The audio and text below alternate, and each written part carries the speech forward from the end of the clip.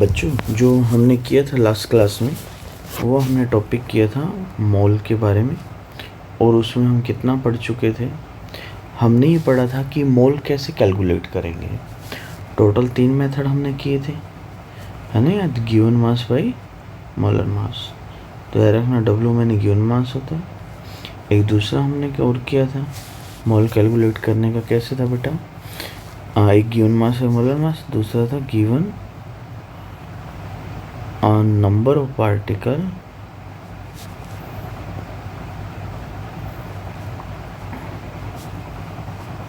Divide by में Avogadro number.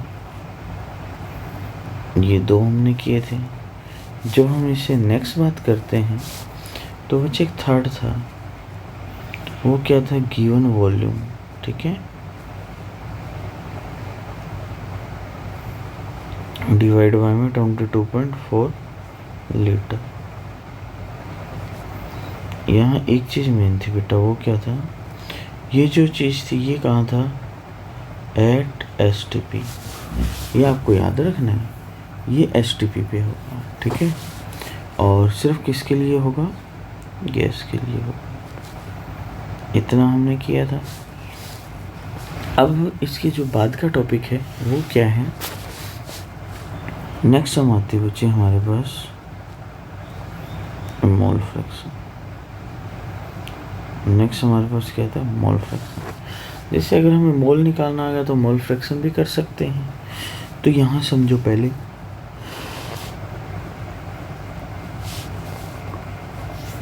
कि fraction का मीनिंग क्या होगा। तो बेटा जब भी आपको फ्रैक्शन वर्ड मिले, याद रखना, जहाँ भी फ्रैक्शन वर्ड मिले इसका मतलब होता है आउट ऑफ 1, यानी कि एक में कितना है। रिपीट कर रहा हूँ, फ्रैक्शन का मतलब होता है बेटा आउट ऑफ 1, एक में कितना है। तो जब हम इसकी बात करें मोल फ्रैक्शन, इसको हम कैसे डिफाइन करेंगे? तो इसमें हम लिखते हैं क्या कि मोल ऑफ सॉल्यूट या फिर सॉल्वेंट, मोल ऑफ सॉल्यूट या solvent present in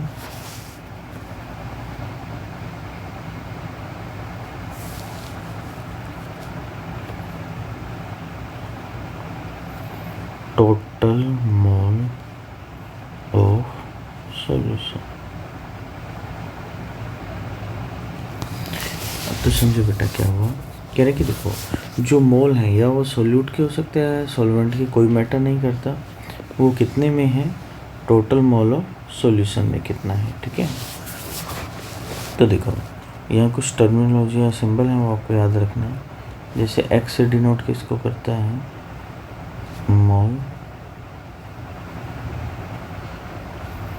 fraction of solute, और जो एक्स बी है ये डिनोट करता है बच्चे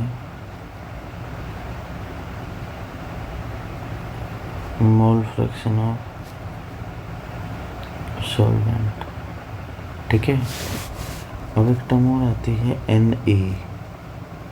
एन ही होता है बेटा मोल फ्रैक्शन। ये मोल फ्रैक्शन में मोल आएगा ओनली, क्योंकि एक से होता है ना मोल फ्रैक्शन। तो ये आएगा हमारे पास मोल ऑफ सॉल्यूट। और जहाँ आपको NB मिल जाए इसको हम कहते हैं मोल ऑफ सॉल्वेंट। तो देखो हमने मोल फ्रैक्शन में क्या किया कि मोल ऑफ सॉल्यूट या सॉल्वेंट, मान लो सॉल्यूट के रिस्पेक्ट में करें, mole of solute present in total mole of solution. अब बेटा सॉल्यूशन किससे मिलके बनता है? सॉल्यूट प्लस सॉल्वेंट, इसलिए Na होगा मोल ऑफ सॉल्यूट, Nb क्या होगा? Mole of solvent. सेम चीज़ हम मोल फ्रैक्शन ऑफ सॉल्वेंट भी कर सकते हैं कि mole of solvent divide by में टोटल मोल ऑफ सॉल्यूशन। समझ गए यहाँ तक? अब जैसे मैं आपसे एक सिंपल सी बात पूछूं, जैसे हमने परसेंटेज कंपोजिशन पढ़ी है, या उससे भी सिंपल देखो कि आपको ये बोले कि अगर आपकी 10th या 11th क्लास में 80% मार्क्स आए हैं और कितने परसेंट नहीं आए, तो आप क्या बोलोगे बेटा? 100 माइनस 80 का तो 20% नहीं है। तो सेम चीज़ है कि अगर आपको एक्स भी निकालना और एक्स से गिवन हो तो क्या कर दोगे? 1 माइनस एक्स है। सेम चीज़ अगर आपको एक्स से निकालना है और एक्स भी दिया हुआ है तो 1 माइनस एक्स। समझ गए? अब हम करते हैं नेक्स्ट। तो देखो कि इसके क्वेश्चंस कैसे होंगे। तो देखो, जब भी हम क्वेश्चन को लेके चलें, एक तो बिल्कुल कॉमन सा क्वेश्चन है कि calculate mole fraction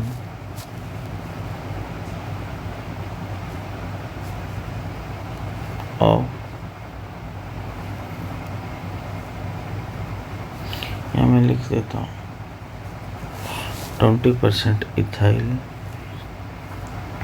alcohol aqua solution.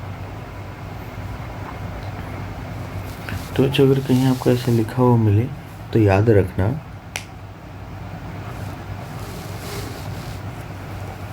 हमें जो मोल निकालना है वो सोल्यूट का निकालना है। ठीक है, आपको अकेला मोल फ्रैक्शन क्यों होगा मेंशन नहीं करेगा कि सोल्यूट है सॉल्वेंट है, तो मेन हम सोल्यूट के रेस्पेक्ट में लेकर चलेंगे।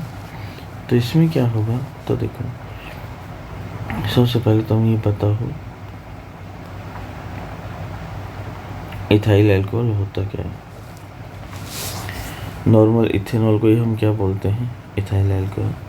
अब ये आपको कैलकुलेट करना है। तो देखो, जब भी आपको ऐसे न्यूमेरिकल मिले तो हमें सोल्व क्या करना होता है, हम जल्दी से ये देखना है कि उसमें क्या क्या चीज़ें गिवन है। जैसे यहाँ क्या दिया हुआ 20% इथाइल अल्कोहल, तो सीधी सी बात है, देखो हमें क्या निकालना, मोल फ्रैक्शन क्या होता है, mole of solute divide by में टोटल मोल ऑफ सॉल्यूशन, यही होता है। अब तुम्हारा सबसे पहला काम बेटा Na को कैलकुलेट करना। ठीक है, जब Na को कैलकुलेट करेंगे तो Na के लिए गिवन मास आपको दिया क्या हो 20%। अब एक चीज़ हमेशा याद रखो, जहाँ वो परसेंटेज मिले सीधा ग्राम ले लो,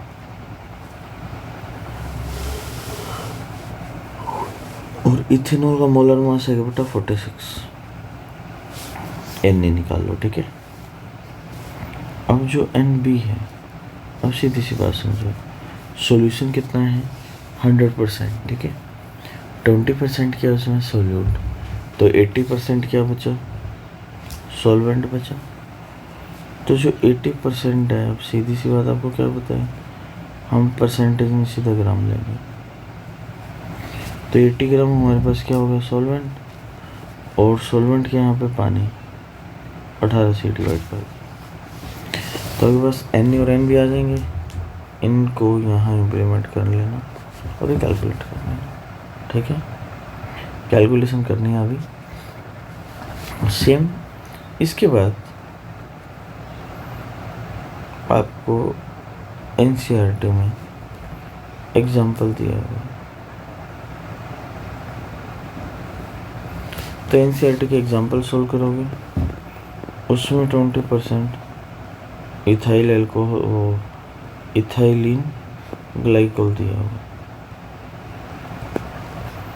इथाइलिन ग्लाइकोल बता देता हूँ,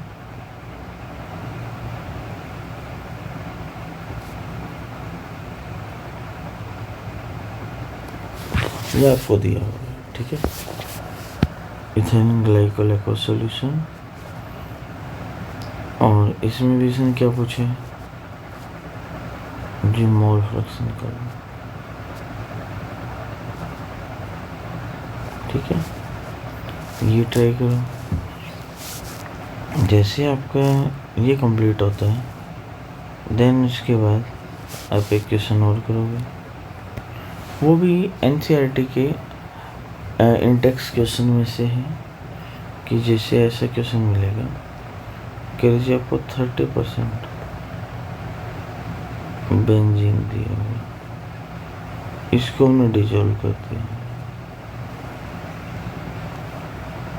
कार्बन टेट्राक्लोराइड। अब आपको क्या करना है, सेम मुझे कैलकुलेट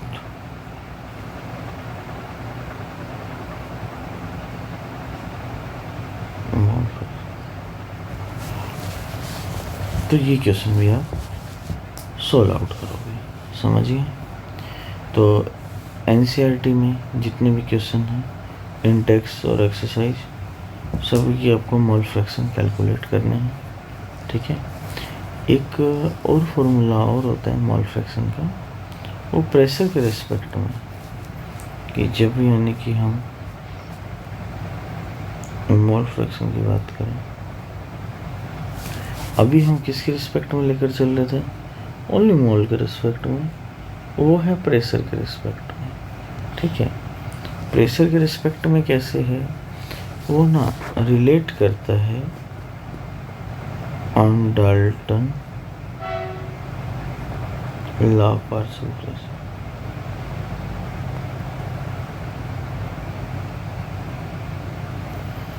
इससे ये रिलेट करता है। तो इन शॉर्ट अगर मैं बात करूं कि क्या होता है ये, तो देखो डाल्टन लॉ ने क्या कहा था, ये बड़े सॉर्टेड थे, इन्होंने बोला हमें, एक तो पता होगा इन्होंने डाल्टन एटॉमिक थ्योरी दी थी, क्लासिकल थ्योरी थी, ठीक थी, यूजुअल थी, एटम को जो स्टार्टअप बूस्ट मिलना था उसके लिए सही थी। अब इन्होंने क्या किया, हमेशा याद रखना, ये हमेशा क्या लेते हैं, नॉन रिएक्टिव गैस, ये हमेशा क्या लेते हैं, नॉन रिएक्टिव गैस। तो इसमें इन्होंने क्या कहा, कह लीजिए देखो कोई एक मानो सिलेंडर है, इसके अंदर हम नॉन रिएक्टिव गैस फिल कर दें, नॉन रिएक्टिव मान लो कौन कौन है, मान लो एक N2 कर दिया और एक मान लो H2 कर दिया, ये दोनों क्या हैं, नॉन रिएक्टिव गैस है, नॉर्मल तो रिएक्ट नहीं करते। अब सपोज करो इसका जो है प्रेशर वो है 118, ये जो गैस है इसका मान लो 218, ठीक है। अब ये कहते हैं जो टोटल प्रेशर है, यानी कि टोटल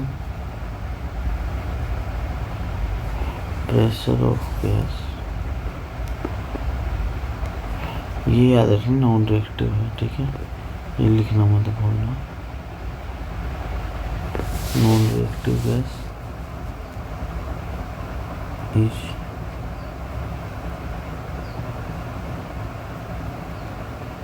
इक्वल विथ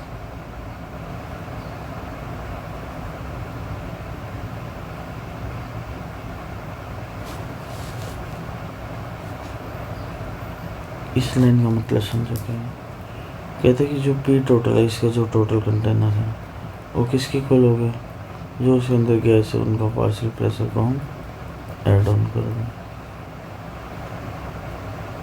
ये उसके इक्वल हो जाता है, ठीक है, हो जाएगा इतना। तो अब इसमें देखो ये पार्शियल प्रेशर में सब कुछ किया, इसमें मोल फ्रैक्शन कहाँ है, मोल फ्रैक्शन तो नहीं है।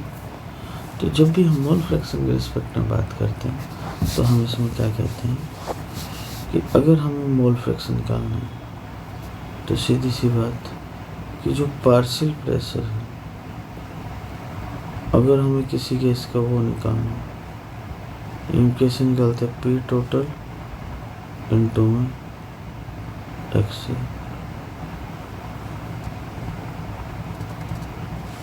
यानी मोल फ्रैक्शन इंटू में पी टोटल करते हैं। तो मोल फ्रैक्शन हम ऐसे कर सकते हैं, पार्शियल प्रेशर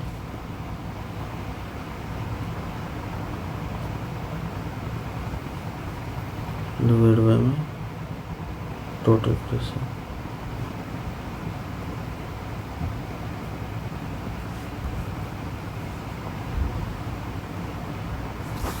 ये करोगे, समझ गए। तो अभी तक आप लोगों का काम क्या है, बैठ के एनसीईआरटी वाले इन टेक्स्ट और एक्सरसाइज सॉल्व करो, फिर हम दोबारा ऑनलाइन क्लास कंडक्ट करेंगे दिन में, ठीक है। ओके बच्चों।